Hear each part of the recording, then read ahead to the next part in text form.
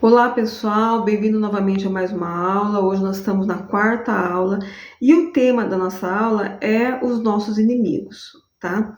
O que seria esse tema? Por que seria esse tema? Então, na aula passada a gente falou um pouco sobre as iniquidades e que nós teríamos que confessar essas iniquidades, tá? Então, nessa aula a gente vai ver como que a iniquidade ela ganha também esse nome de ser os nossos inimigos e como que a Bíblia trata dessa luta contra os inimigos tanto no Novo quanto no Velho Testamento. Essa história ela vai começar, gente, vou contextualizar um pouquinho a história dos nossos inimigos, ela vai começar lá com a promessa de Abrão, né? Lá no Gênesis 15, 18, ele fala, olha, você vai se multiplicar como as estrelas, e faz a primeira aliança com Abrão, e fala que vai dar Canaã para Abrão, mas que ele teria que destruir todos os seus inimigos, e coloca uma lista desses inimigos ali, tá? E que os últimos ali seriam os jebuseus. Aí passou-se todo o período de Abrão, né? Claro que essa promessa ela foi sendo refeita várias vezes em Êxodo, Deuteronômio, muitas vezes, né?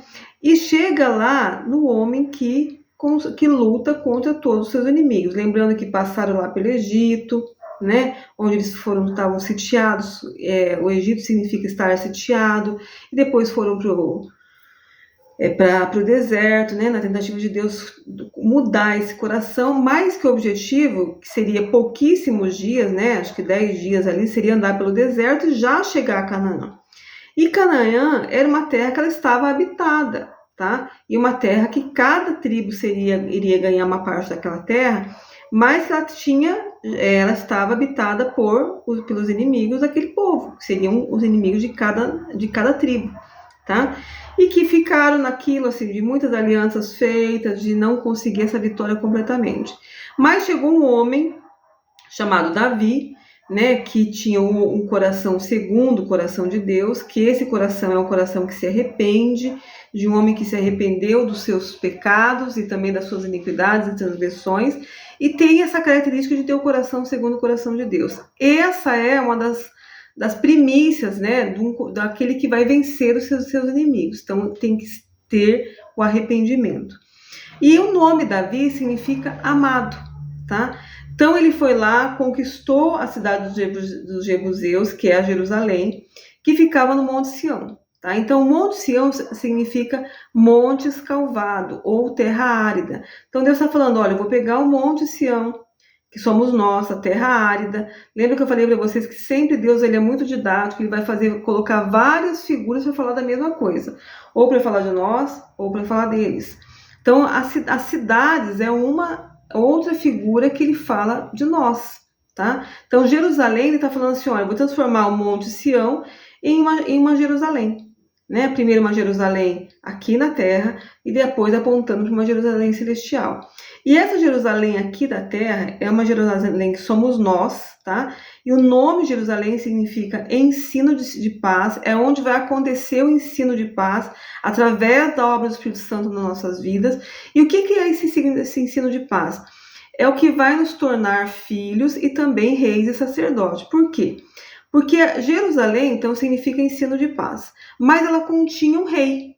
E esse rei que formou essa cidade chamava-se Davi, né? E Davi, ele por muitas vezes, pelo menos 2 vezes ali, apresentou características de sacerdote também. Então ele vestiu essa estola sacerdotal, ele comeu o pão da mesa de pães do tabernáculo, coisa que nenhum outro rei podia fazer.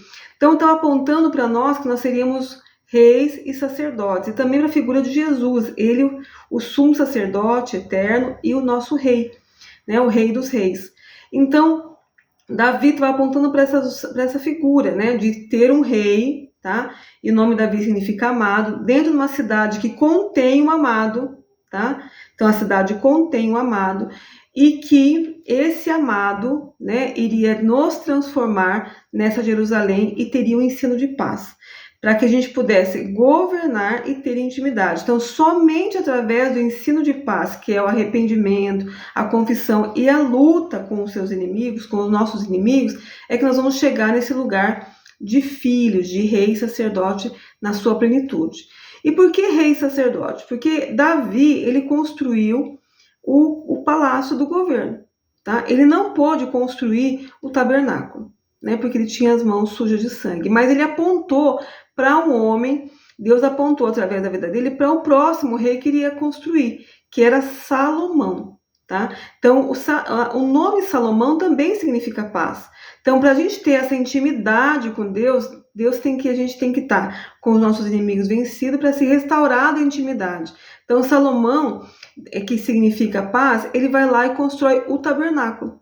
E o tabernáculo é o símbolo da intimidade de Deus com o povo, de Deus habitando no meio do seu povo. Então, esses dois homens, um luta contra os inimigos, tá? E estabelece o governo. E o outro vai trazer intimidade com Deus através da paz. E Davi tem essa figura assim, de que ele venceu todos os seus inimigos, tá, gente? Todos os seus inimigos. E esses inimigos, aqui pra gente, vai significar todas as suas iniquidades. Essas lutas que Davi tinha eram lutas sobrenaturais, né? Não era luta de um exército contra exército na sua equivalente ou equiparado, né? Iguais, não. Eram luta de exércitos muito maiores contra uma ação sobrenatural muito parecendo aos nossos olhos muito menor, mas que destruía esse exército muito maior, tá? E agora a gente vai começar a contextualizar um pouquinho quem são e por que nós temos que vencer os nossos inimigos, tá? Então, os nossos inimigos, gente, nada mais é do que as nossas iniquidades, tá? Muitos desses nomes, desses povos que o povo de Deus tinha que lutar, se você abrir lá no hebraico, ele tem características de pecados, tá? De iniquidades. E lá em Hebreus, para vocês entenderem assim, a importância que no Novo Testamento está da questão da luta contra os nossos inimigos, que são nossas iniquidades, lá em Hebreus 10, 12, 13, fala assim, ó, Jesus, tendo oferecido para sempre um único sacrifício pelos pecados, assentou-se à destra de Deus, aguardando daí em diante até que os seus inimigos sejam postos por estrado dos seus pés. Tá? Isso está em Hebreus, tá, gente? Esse texto ele vai se repetir também lá em Marcos, né? 12, 36. E o próprio Davi falou pelo Espírito Santo: disse o Senhor a meu Senhor: assenta-te à minha direita até que eu ponha os teus inimigos debaixo dos teus pés.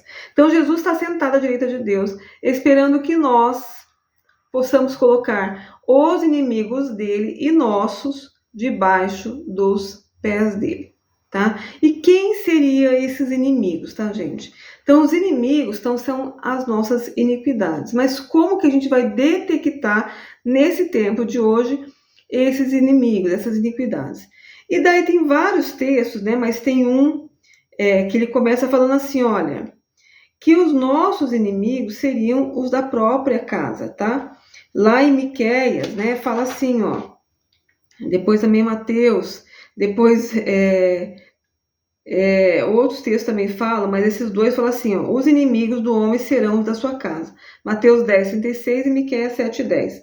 Porque o filho, lá em Miqueias 7, 6 fala o seguinte, porque o filho despreza o pai, a filha se levanta contra a mãe, a nora contra a sogra, e os inimigos do homem são os da sua casa.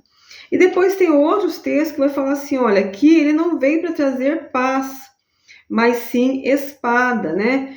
Por quê? Porque ele iria dividir mãe contra filho, nora contra... Por quê? Porque ele está falando assim, olha, que os nossos inimigos, aonde a gente vai ver as nossas iniquidades, serão as pessoas mais próximas da gente, tá? Que serão da nossa própria casa, né? Um exemplo disso, né? Por exemplo, Moabe significa do pai, então são os pecados do pai. Né? Aminon significa os pecados dos irmãos. Então a gente vai ver os nossos pecados, que são os pecados do pai, os pecados da mãe, os pecados dos irmãos, em nós através deles. E como isso, tá, gente? A Bíblia também fala em Mateus 5,44 o seguinte: amai os vossos inimigos e orai pelos que vos perseguem. Né? Mas quem são esses inimigos, né? Lembrando que inimigos, gente, não são pessoas, né? São as iniquidades que são agitadas ou motivadas por demônios, né, para que se repitam, para que se mantenham naquela família, mas não são as pessoas. A gente nunca vai lutar contra as pessoas. Como está lá em Efésios 6, 12, nossa luta não é contra as carnes nem contra sangue, né? É contra principados e potestades. Então, as pessoas da nossa casa não são nossos inimigos, nós não temos que lutar contra elas, elas são nossos inimigos porque os pecados que estão nelas também estão em nós, e por ser iniquidade, a gente não consegue ver muitas vezes em nós, mas a gente consegue ver no outro, né? E a gente vendo no outro vai confessar de forma geracional e a gente vai se libertando desses pecados. E lá em João, né, tem um versículo bem importante que fala assim, ó, 20, depois, João 20, 23, 24. E quando Jesus ele ressuscita, ele vai lá e fala assim, sopra sobre os discípulos dele, então ó, ele já recebe o Espírito Santo, e fala assim, olha, os pecados que você perdoar, lhes serão perdoados. Os pecados que você não perdoar, não lhes serão perdoados. E ele repete isso também lá em Mateus 6,13, né? Por quê?